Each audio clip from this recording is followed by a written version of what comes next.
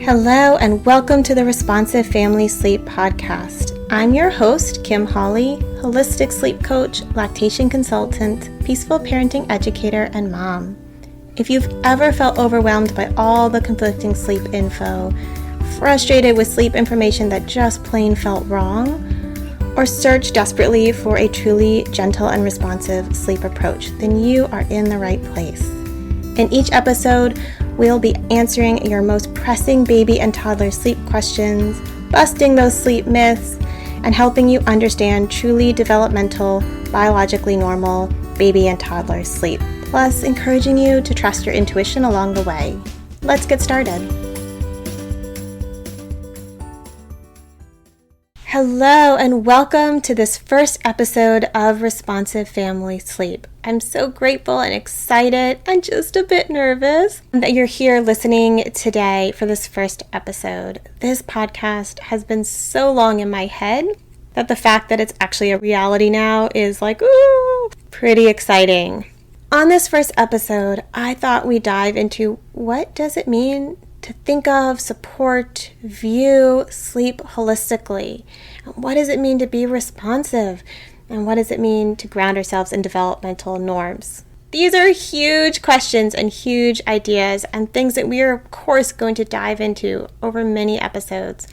But I thought I'd ground you a little bit in my approach and how I view sleep, because there's so many different views out there, right? If you get on Instagram or you Google something, you're going to get a lot of different opinions. Same if you ask, your friends, your family, even your pediatrician, you're going to get a lot of different answers, and there are a lot of different ideas out there. And some of them are about opinions, right? And about subtle differences. And some of them are just more or less based in reality and more or less based in biology.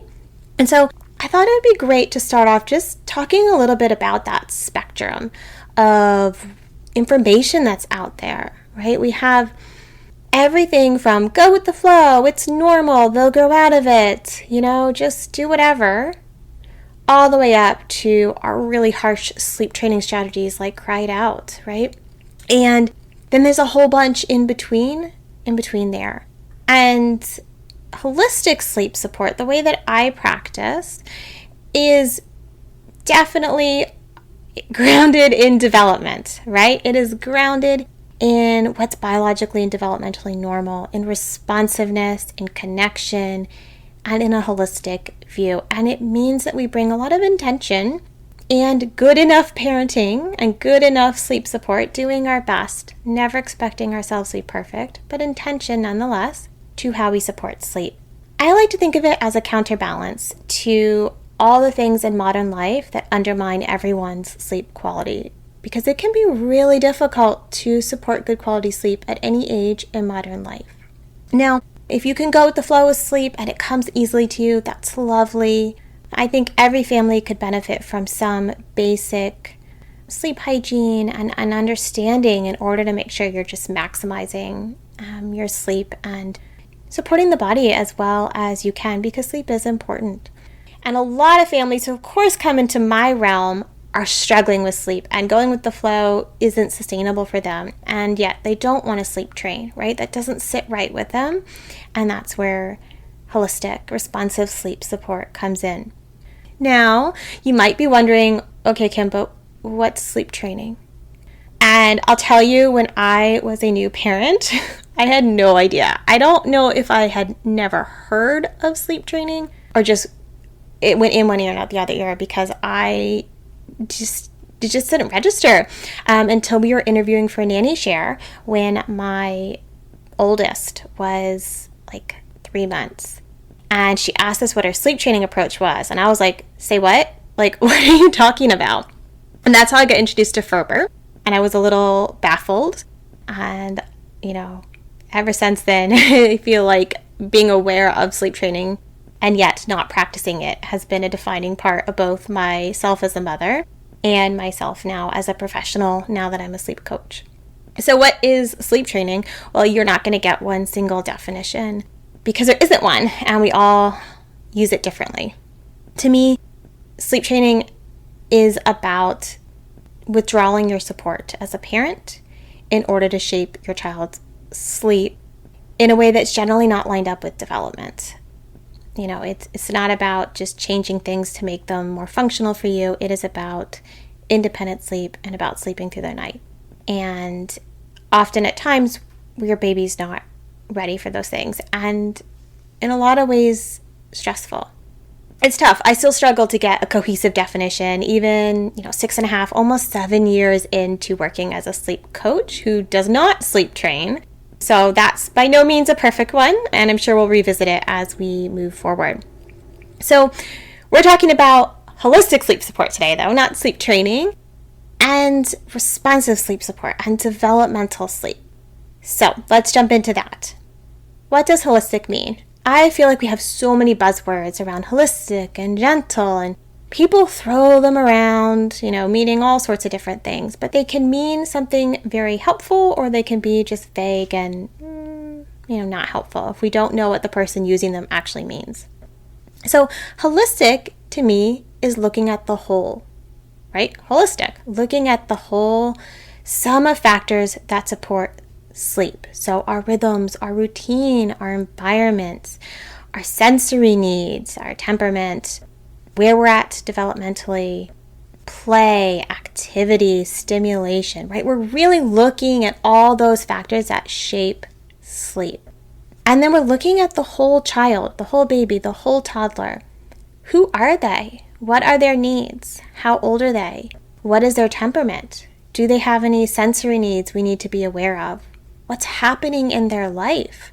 Did they just have a big change? Are they going through a big developmental leap? What's realistic to expect of them? And how can we better understand their cues, their needs, and what their body needs in order to sleep well? And then we want to look at the whole family, right? Because sleep does not exist in isolation. It's always in context. And it's always in the context of what's happening in your family and those relationships, the stressors, the joys, the changes, the challenges, the routines, all those things matter. And so looking at the family as a whole, as a unit or as a system, but also looking at parent sleep. What are we doing, alongside or separate from baby sleep improvement to make sure we're protecting and supporting your sleep as a parent? That's a whole separate area to explore. So holistic is small details, nuance, but it's also big picture. Another piece, for me at least, is that developmental piece, right? What is developmentally normative for babies or babies of this type of temperament? Babies at this age, toddlers at this age. What can we realistically expect? How does biology actually work when it comes to regulating sleep? These are factors we really need to ground ourselves in before we can look for improvement, because we have to understand where are they at now, what's generally normal, how do they match up against that, and where can we look for improvement? And then we need to focus on connection and responsiveness and treat our babies with respect, right? We need to center that relationship that we have with them if we want them to have a healthy relationship with sleep. And that's what we're doing in these early years, right? We're laying down their relationship with sleep, as well as trying to maximize our own sleep, in the immediate time that we're in, and all that messiness and craziness and wakefulness and all of that. So gentle, responsive is about connection, right? It's about seeing and understanding your baby's needs and meeting them in a good enough way, right? Again, no one is going to be perfect at this. No one is going to respond to every cue perfectly, but we're good enough, right? We're striving to do it as best we can.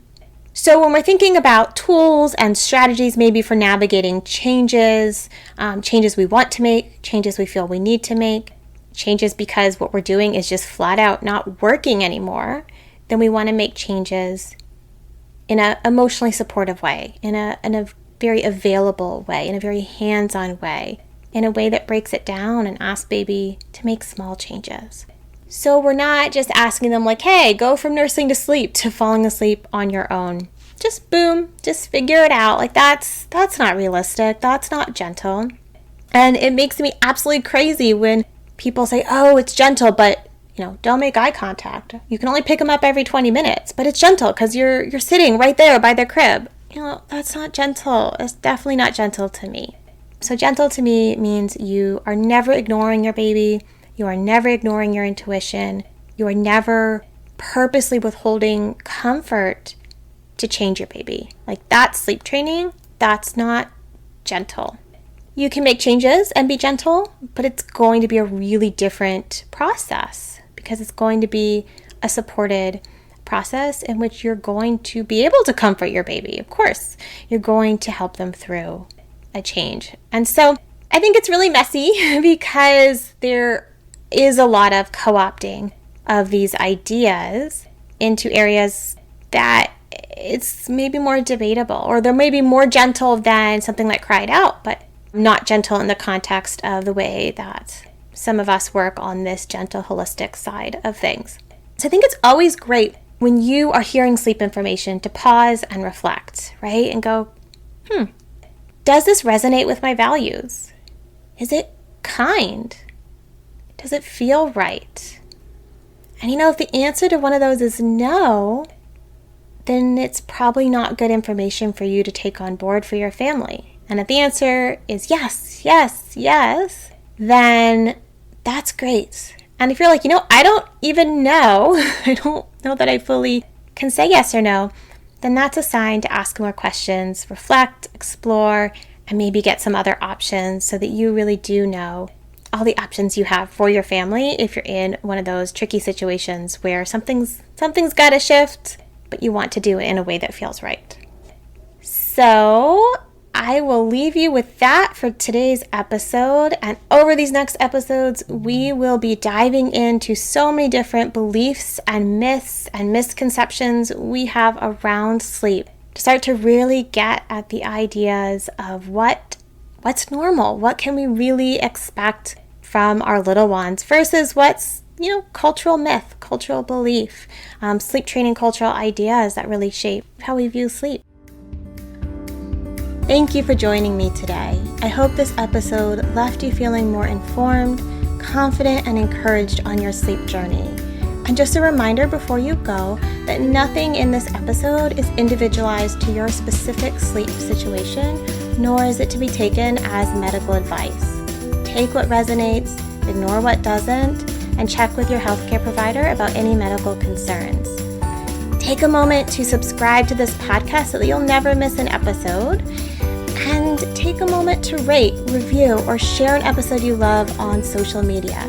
All of that helps parents just like you find me, this podcast, and this gentle and responsive sleep information.